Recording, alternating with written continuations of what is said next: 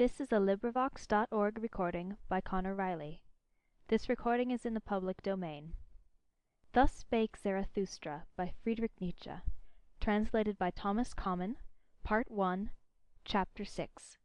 The Pale Criminal. Ye do not mean to slay, ye judges and sacrificers, until the animal hath bowed its head? Lo, the pale criminal hath bowed his head.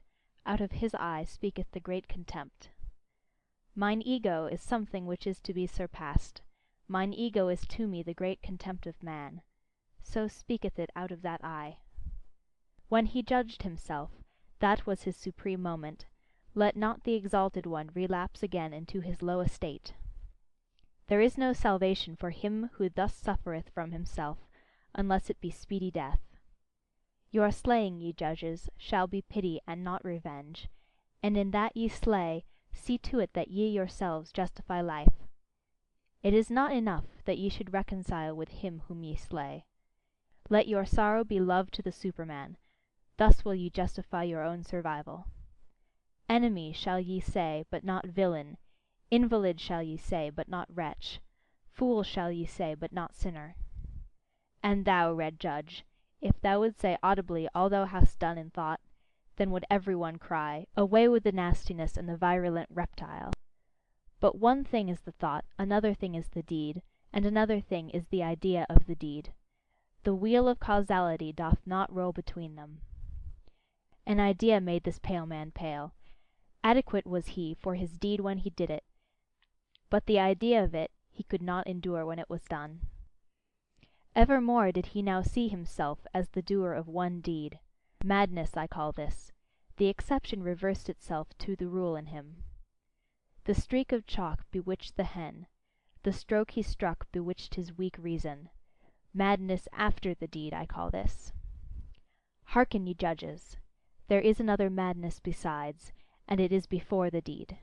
Ah, ye have not gone deep enough into this soul. Thus speaketh the red judge. Why did this criminal commit murder? He meant to rob. I tell you, however, that his soul wanted blood, not booty.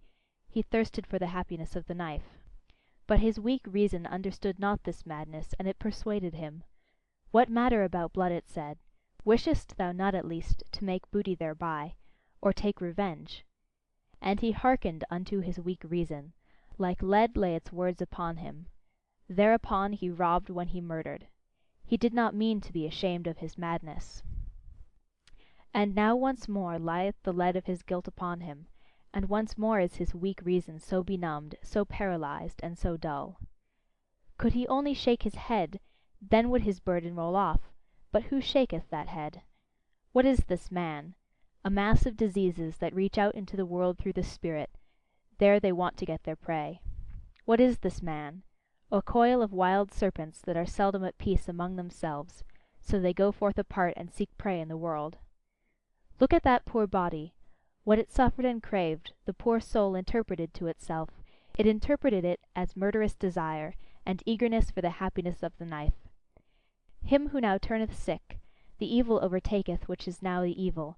He seeketh to cause pain with that which causeth him pain. But there have been other ages, and another evil and good. Once was doubt evil, and the will to self.